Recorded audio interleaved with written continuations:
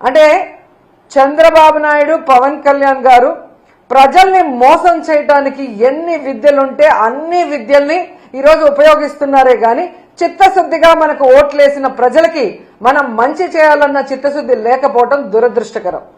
And ఈరోజు రాష్ట్రంలో మీరు చూస్తే రైతులు, విద్యార్థులు, మహిళలు అన్ని వర్గాల వారు అన్యాయం అయిపోయారు ఈ యొక్క కూటమి ప్రభుత్వం వల్ల. ముఖ్యంగా ఈరోజు మీరు చూస్తే రాష్ట్రంలో పెద్దగా చర్చ నడుస్తుంది మెడికల్ కాలేజీల గురించి. ఈరోజు చంద్రబాబు నాయుడు నాకు విజన్ ఉంది, సీనియారిటీ ఉంది అని చెప్పుకుంటాడే, మరి 3 సార్లు ముఖ్యమంత్రిగా పనిచేసావు, ఇప్పుడు 4వ ముఖ్యమంత్రిగా పనిచేసావు. నువ్వు ఎప్పుడైనా ఒక మెడికల్ కాలేజ్కి కట్టాలన్న ఆలోచన చేశావా? కట్టడానికి ప్రయత్నించావని నేను అడుగుతున్నాను. జగన్మోహన్ రెడ్డి గారు మొదటిసారి ముఖ్యమంత్రి అయినా 5 సంవత్సరాల్లో 2 సంవత్సరాలు కోవిడ్కి పోయినా ఏ విధంగా రాష్ట్రంలో ఉన్న అన్ని హాస్పిటల్స్ ని, పిహెచ్సిల్ని రెన్యువేట్ చేయడమే కాకుండా కొత్తగా అర్బన్ హెల్త్ సెంటర్లు కూడా కట్టించి అన్ని రకాల ఫెసిలిటీస్ ని అందజేయడమే కాకుండా 17 మెడికల్ కాలేజీలు, వాటితో పాటు సూపర్ స్పెషాలిటీ హాస్పిటల్ ని ప్రజలకి అందుబాటులో తేవాలి. పేద ప్రజలు డాక్టర్లు అవ్వటమే కాకుండా పేద ప్రజలకి నాణ్యమైన ఫ్రీ మెడిసిన్ కూడా వాళ్ళకి వైద్యం అందించాలన్న ఒక చిత్తశుద్ధితో పనిచేసిన వ్యక్తి. ఈరోజు ఆ 17 మెడికల్ కాలేజీలని పూర్తి చేయడం చేతగాక, అంటే దాదాపుగా 7 జగన్మోహన్ రెడ్డి గారు పూర్తి చేసేశారు. 5 జగనన్న ఉన్నప్పుడే 2023-24లో ఓపెన్ చేసి క్లాసెస్ కూడా స్టార్ట్ అయిపోయినాయి. మొన్న ఈ మధ్య ఒకటి స్టార్ట్ అయింది. పులివెందల్ది వాంటెడ్ గా కక్ష సాధింపుగా ఏ విధంగా చేస్తున్నారో అందరూ కూడా చూస్తున్నారు.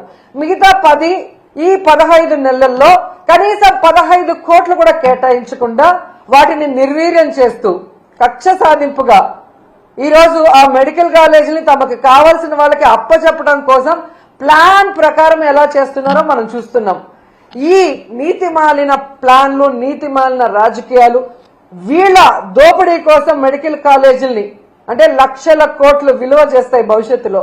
అలాంటి మెడికల్ కాలేజీల్ని విత్ హాస్పిటల్స్ తో తమకు కావాల్సిన వాళ్ళకి పప్పు బెల్లల్లాగా చంద్రబాబు నాయుడు కూటమి ప్రభుత్వం ఇచ్చేస్తుంటే జగన్మోహన్ రెడ్డి గారు ప్రెస్ మీట్ పెట్టి నిజాలన్నీ కూడా ప్రజలకు తెలియజేయగానే వాటికి సమాధానం చెప్పాల్సిన సీనియర్ మోస్ట్ చంద్రబాబు నాయుడు ఎందుకు సమాధానం చెప్పట్లేదు? ఎందుకు తన మంత్రుల్ని రెచ్చగొట్టి జగన్మోహన్ రెడ్డి గారిని బూతులు తిట్టడానికి ఈరోజు పంపిస్తున్నారని నేను అడుగుతున్నాను. ఎంత సిగ్గుచేటంటే ఈరోజు హోంమంత్రి అనిత గారు ఒక ప్రెజెంటేషన్ ఇచ్చారు. ఆ ప్రెజెంటేషన్ చూస్తుంటే అదొక ప్రెజెంటేషన్ లాగా లేదు, అనిత ఫ్రస్ట్రేషన్ కనిపిస్తోంది.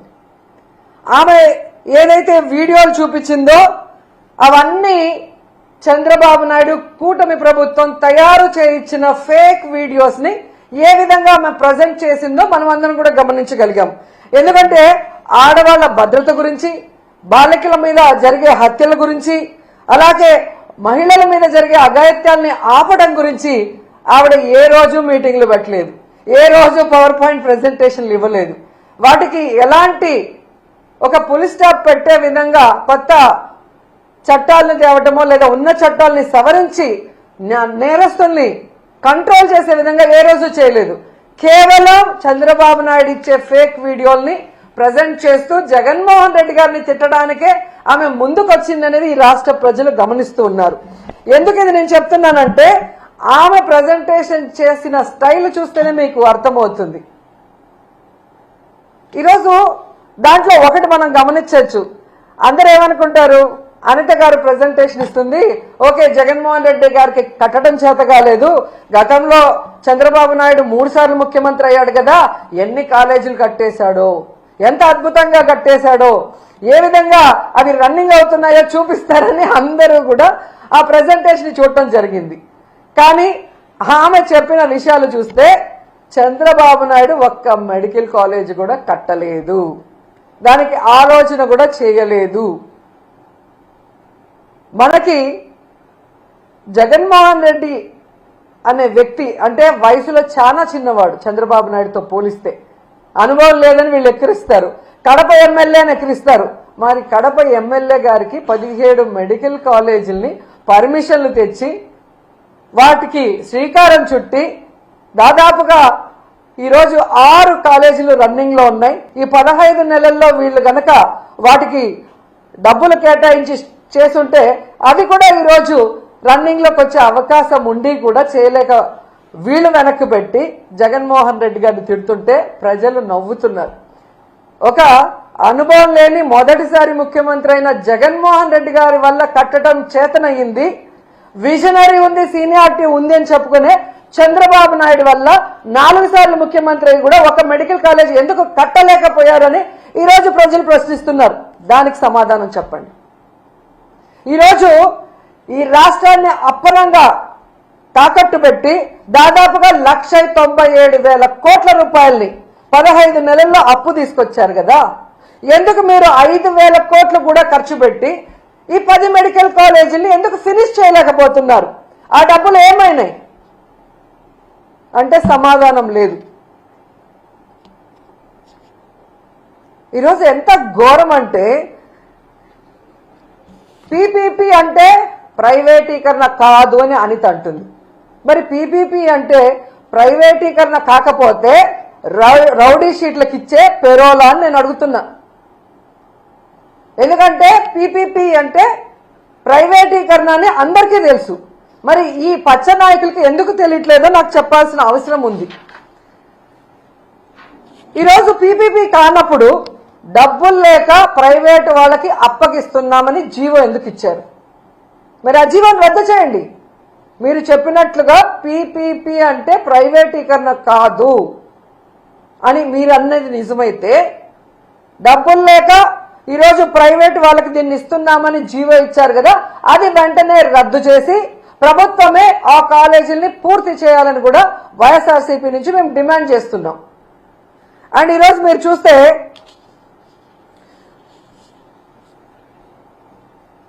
ఈ అనితతో పాటు ఇంకో ఆవిడ తయారైంది, సవిత. మొదటిసారి ఎమ్మెల్యే అవగానే మంత్రి అవగానే కొత్త పిచ్చోడు పొద్దురగడు అంటారు చూసావా, ఆ విధంగా ఉంది సవిత ప్రవర్తన. తనకు ఓట్లేసి గెలిపించిన ప్రజలకి ఈరోజు మెడికల్ కాలేజీని పూర్తి చేయాల్సిన బాధ్యత మంత్రికి లేదా జిల్లాలో? ఈరోజు చంద్రబాబు నాయుడు మీద ఒత్తిడి తీసుకొచ్చి ఆ కాలేజీని పూర్తి చేయడం ఆమెకి చేత కాదు. ఈరోజు అమరావతిలో వర్షం వచ్చింది నీళ్లు తోడుతున్నామని కోట్లు వేస్ట్ చేస్తూ తినేస్తున్నారు. దాంట్లో కొంత డబ్బు తీసుకొచ్చి పూర్తి చేయొచ్చు కదా, అది చేత కాదు.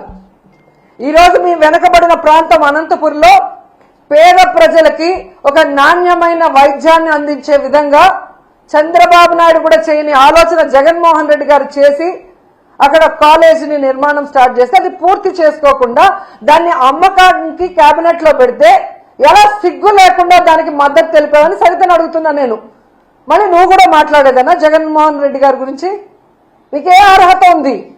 నీ కోట్లేసిన ప్రజలకి వెన్నుపోటు పొడిచి చంద్రబాబు నాయుడు చెప్పేదానికి గంగిరెద్దులాగా తల ఊపుతూ జగన్మోహన్ రెడ్డి గారిని మాట్లాడే అర్హత మీకుందా అని అడుగుతున్నా. మళ్ళీ అనిత అంటుంది జగన్మోహన్ రెడ్డి గారు లండన్ మందులు వేసుకోకపోవడం వల్ల ఏదేదో పిచ్చి పిచ్చిగా మాట్లాడుతున్నాడంట. ఈరోజు హైదరాబాద్ లో 15 రోజులకు ఒకసారి ఏఐజీ హాస్పిటల్కి పోయి ఎవరు మందులు వేసుకుంటున్నారో రాష్ట్రంలో ఉన్న తెలుగు రాష్ట్రాల్లో ఉన్న అందరి ప్రజలకు తెలుసు. అబద్ధాలు కల్లార్పకుండా ఎలా చెప్పాలో అనేదానికి మందును కనిపెట్టి చంద్రబాబు నాయుడు మీ అందరికీ ఆ మందు ఇస్తున్నాడు కాబట్టే ఈరోజు మీ అందరూ కల్లార్పకుండా అబద్ధాలు చెప్తున్నారు తప్ప, ఈరోజు మీకు దమ్ముంటే నేను వస్తాను, రండి.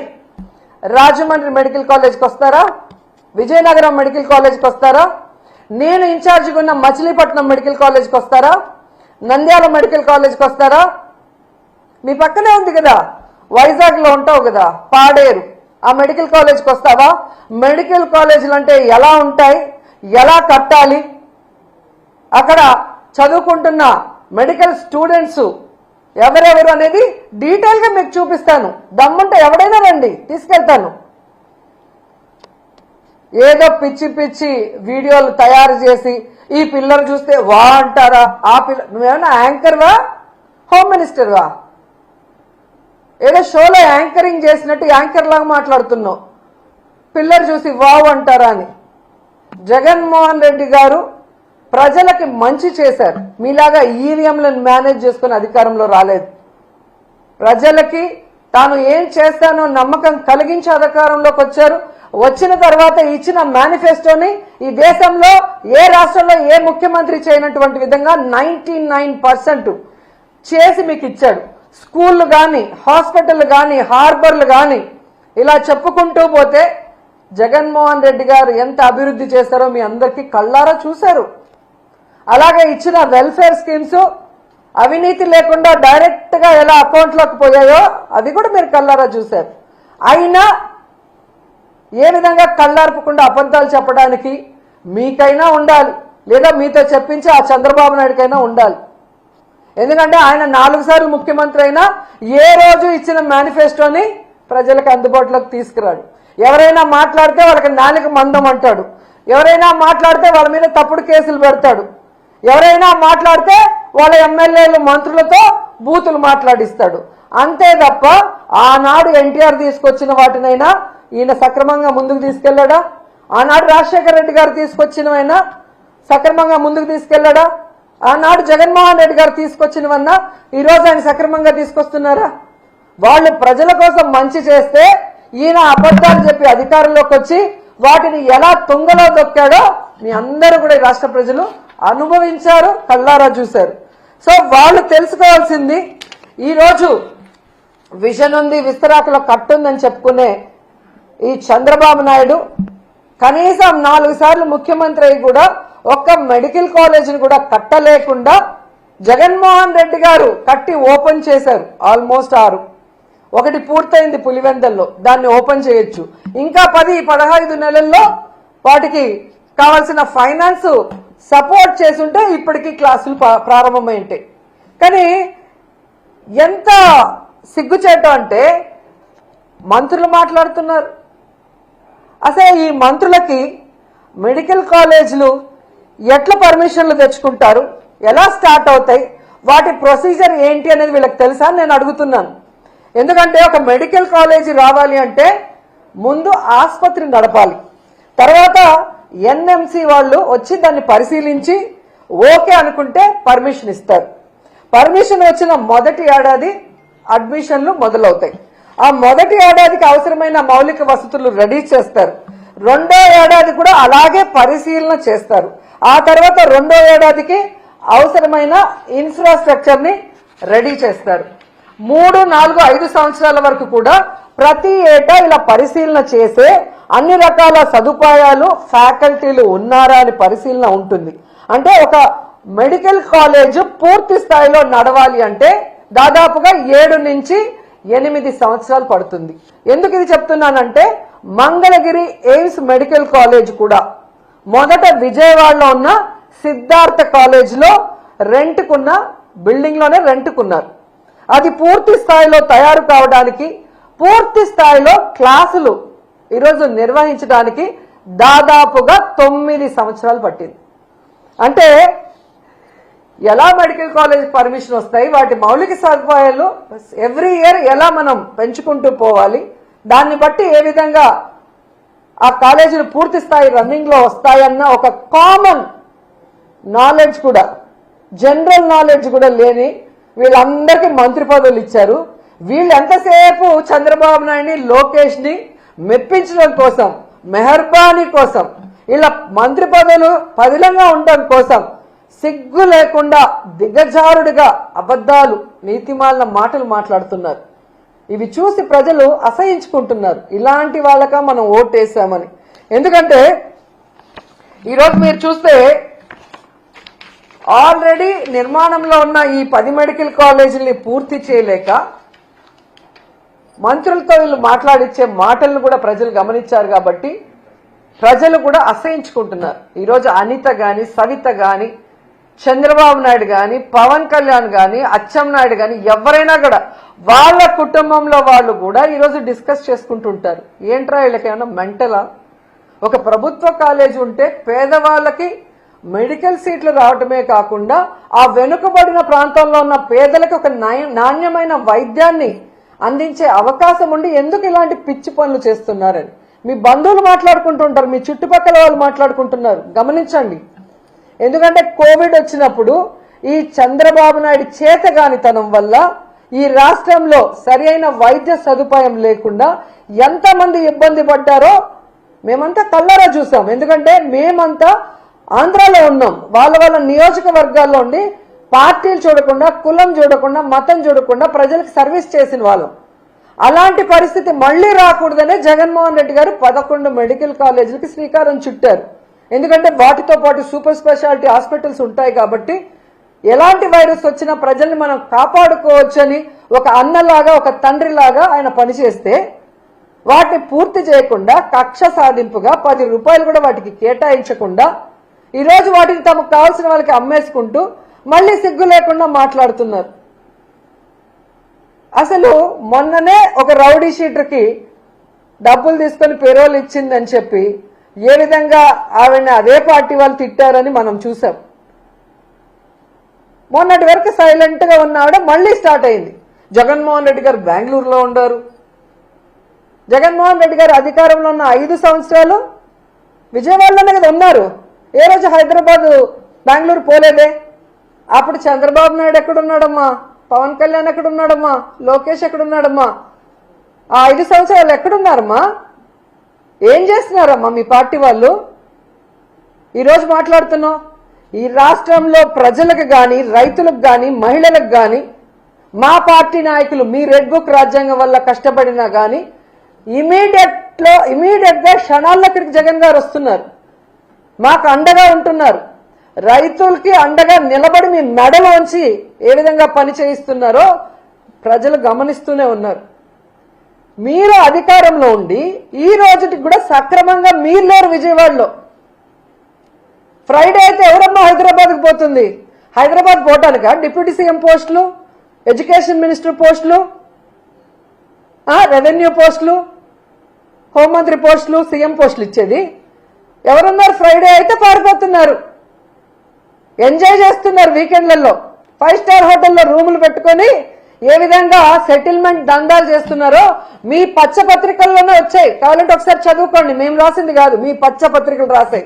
తెలుగుదేశం పార్టీ మంత్రులు ఏ విధంగా హైదరాబాద్ 5 స్టార్ హోటల్లో ప్రభుత్వ ధనాన్ని దుర్వినియోగం చేస్తూ, ఎంజాయ్ చేస్తూ, సెటిల్మెంట్లు ఎలా చేసుకొని సంపాదించుకుంటున్నారో మీ పచ్చపత్రికలు రాసాయి. చూసి సిగ్గుపడండి. మీరందరూ పారిపోవటం వల్లే ఆ రోజు ఎంజాయ్ చేయడానికి పారిపోవటం వల్లే ఆ రోజు విజయవాడ మునిగిపోవాల్సిన పరిస్థితి వచ్చింది. సక్రమంగా ఈడ ఉండి మంత్రులు, ఆఫీసర్లకు గనక ఇన్స్ట్రక్షన్స్ ఇచ్చుంటే ఎందుకు విజయవాడ మునిగిపోయి ఉంటుంది? నిజంగా మీ మంత్రులు సక్రమంగా ఉంటే ఎందుకు ఈరోజు పొగాకు రైతులు, ఈరోజు మామిడి రైతులు, ధాన్యం రైతులు, పసుపు రైతులు, మిర్చి రైతులు ఎందుకు రోడ్ల మీదకి వస్తున్నారు? ఎందుకు ఆత్మహత్యలు చేసుకుంటున్నారు? ఈరోజు యూరియా లేదని ఎందుకు రోడ్ల మీద పడిగాపులు పడుతున్నారు? ఎండనక వాననక. అడ్డదిడ్డంగా పెరిగిన అచ్చెన్నాయుడు వ్యవసాయ శాఖ మంత్రిగా ఉండి ఈ రాష్ట్రంలో రైతుల్ని నిట్ట నిలువున ముంచేసిన దౌర్భాగ్య పరిస్థితుల్లో నువ్వుండి జగన్మోహన్ రెడ్డిని అంటావా నుయ్యో గొయ్యో చూసుకోమని? ఒక వ్యవసాయ మంత్రిగా ఉండి రైతులకి ఈరోజు మద్దతు ధర ఇవ్వలేకపోయినందుకు నువ్వు తీసుకోవాలి నుయ్యో గొయ్యో, జగన్ కాదు. ఒక వ్యవసాయ శాఖ మంత్రిగా ఉండి ఈరోజు కేంద్రం ఇచ్చిన లక్షల టన్నుల యూరియాని రైతులకి అందకుండా బ్లాక్ మార్కెట్ లో అమ్ముకొని మింగేస్తుంటే దాన్ని కంట్రోల్ చేయాల్సింది పోయి నువ్వు కూడా వాటా తీసుకున్నందుకు నుయ్యో గొయ్యో చూసుకోవాలి, జగన్మోహన్ రెడ్డి గారు కాదు. నీ నియోజకవర్గంలో ఇచ్చాపురం గణపతి అనే వ్యక్తి యూరియా దొరక్క తాను సూసైడ్ చేసుకుంటూ ఒక వీడియో, సెల్ఫ్ వీడియో పెట్టాడు. నీ దౌర్భాగ్యమైన మంత్రి వల్ల ఎలాంటి పరిస్థితి ఆ రైతుకు వచ్చిందో చెబుతూ దానికి నుయ్యో గొయ్యో చూసుకోవాలి, జగన్మోహన్ రెడ్డి గారు కాదు. నీ శాఖలో ఉన్న అఫీషియల్స్ ఈరోజు రైతులకు సమాధానం చెప్పలేక, మీ దోపిడీని చూడలేక కలెక్టర్ ఆఫీస్ ముందర ధర్నా చేశారు. సిగ్గుచేటు. దానికి నుయ్యో గొయ్యో చూసుకోవాలి, జగన్మోహన్ రెడ్డి గారు కాదు. ఈరోజు మీ మీద నమ్మకంతో 164 సీట్ల పైగా మీకు ఇస్తే ప్రజలు ఆ నమ్మకాన్ని మీ అమ్మకం కోసం మీరు వాడుకుంటున్నారు. సిగ్గుపడాలి మీరు. ఇప్పటికైనా ఈ జీవోను రద్దు చేయాలి. ప్రైవేట్ వాళ్ళ చేతికి పీపీపీ ప్రైవేటీకరణకు మేము ఒప్పుకోము. ఎందుకంటే ప్రజలు ఎవ్వరు కూడా ఒప్పుకునే పరిస్థితి లేదు. ఇది ప్రభుత్వమే కట్టాలి. త్వరితగతంగా దానికి ఫండ్స్ కేటాయించి కట్టించాలని కూడా డిమాండ్ చేస్తున్నాం. లేకపోతే ప్రజలతో, విద్యార్థులతో, అలాగే స్వచ్ఛంద సంస్థలతో, అందరితో, మాతో కలిసి వచ్చే అందరితో కలిసి పోరాటం చేస్తాం. న్యాయ పోరాటం కూడా చేస్తాం. వదిలిపెట్టేది లేదు అని కూడా ఈ సందర్భంగా చెప్తున్నాం.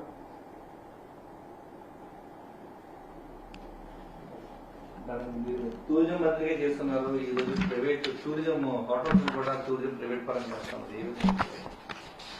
ఈరోజు ఎంత దరిద్రంగా తయారైందంటే వీళ్ళు అమరావతి భూముల్ని అమ్మకం పెట్టేశారు, వైజాగ్ భూముల్ని అమ్మకం పెట్టేశారు, టూరిజం హోటళ్ల అమ్మకానికి, రోడ్ల అమ్మకానికి పెట్టేశారు, ఆఖరికి మెడికల్ కాలేజీలను కూడా అమ్మకానికి పెట్టేశారంటే వీళ్ళు ఎంత దిగజారిపోయారో ఒకసారి అర్థం చేసుకోండి. నాకు సీనియారిటీ ఉంది, విజన్ ఉంది, నేను సంపద సృష్టిస్తా అన్నాడు. రాష్ట్ర సంపదని దోచుకుంటూ సొంత సంపద సృష్టించుకుంటున్నారు తప్ప ఈరోజు మీరు ఎక్కడ రాష్ట్ర ప్రజల కోసం సంపద సృష్టిస్తున్నారు? ప్రభుత్వం మీ చేతిలో ఉంది, ఏమైనా చేయొచ్చని మీ ఇష్టానికి చేస్తున్నారు తప్ప ప్రజలకు ఉపయోగపడే ఒక కార్యక్రమమైనా చేస్తున్నారా? ఇవన్నీ అమ్మాల్సిన అవసరం ఎందుకు వచ్చింది? 15 నెలల్లో దాదాపుగా 1,97,000 కోట్ల రూపాయల అప్పులు తెచ్చిన మీకు, వెల్ఫేర్ స్కీమ్స్ ఇవ్వని మీకు, డెవలప్మెంట్ చేయని మీకు, పూర్తి చేయాల్సిన వాటిని కూడా నిలిపేసిన మీకు ఎందుకు లక్షల కోట్ల అప్పు చేయాల్సి వచ్చింది? ఆ డబ్బు ఏమైంది? ఇంకా ఇవన్నీ ఎందుకు అమ్మకానికి పెడుతున్నారో చంద్రబాబు నాయుడు, కూటమి ప్రభుత్వం సమాధానం చెప్పాలి. పవన్ కళ్యాణ్ ఎప్పుడో ఒకసారి అలా వచ్చి ఊగిపోవటం కాదు. ఈరోజు నువ్వు షూటింగ్లు చేసుకోవడానికి కానీ నీ కోట్లు ఇచ్చింది ప్రభుత్వ ధనంతో స్పెషల్ ఫ్లైట్లు ఎక్కి ఎంజాయ్ చేయడానికి కాదు నీకు ఓట్లేసింది. కూటమి ప్రభుత్వంలో ఉన్నప్పుడు చంద్రబాబు నాయుడు ప్రభుత్వం తప్పు చేస్తే నిలదీయాలి, సరిదిద్దాలి అండ్ సక్రమంగా ప్రజలకి మంచి చేసే విధంగా నువ్వు నడుచుకోవాలి. కానీ నీ నియోజకవర్గం పిఠాపురంలో అమ్మాయిని రేప్ చేసినా పట్టించుకో, రైతుకు యూరియా దొరక్క ఎండల్లో వాళ్ళు నించొని రోజుల తరబడి ఏడుస్తుంటే పట్టించుకో, ఇదే పిఠాపురంలో నిరుద్యోగులకి ఉద్యోగం ఇవ్వకపోయినా, నిరుద్యోగ భృతి ఇవ్వకపోయినా పట్టించుకో. నీ ప్యాకేజ్ కరెక్ట్ గా నీకు ఇస్తే చాలు. ఒక హెలికాప్టర్ కొనిచ్చేశాడు, ఇంకా ఎక్కి తిరుక్కుంటూ ఉంటున్నావు. అంతేగాని ఏ రోజైనా రాష్ట్ర ప్రజల గురించి, రైతుల గురించి, మహిళల గురించి ఆలోచిస్తున్నావా? వాటి గురించి ఎప్పుడైనా మాట్లాడుతున్నావా? ఈ 17 మెడికల్ కాలేజీలు అమ్మకానికి పెడితే కనీసం బుర్రున్న ఎవరైనా కూడా దానికి మద్దతు తెలుపుతారా? కానీ నువ్వు కూర్చొని తల ఆడిస్తున్నావు అంటే ఈరోజు రాష్ట్ర ప్రజలు నీకు ఓటేసినందుకు సిగ్గుపడుతున్నారన్న విషయాన్ని కూడా తెలుసుకోండి.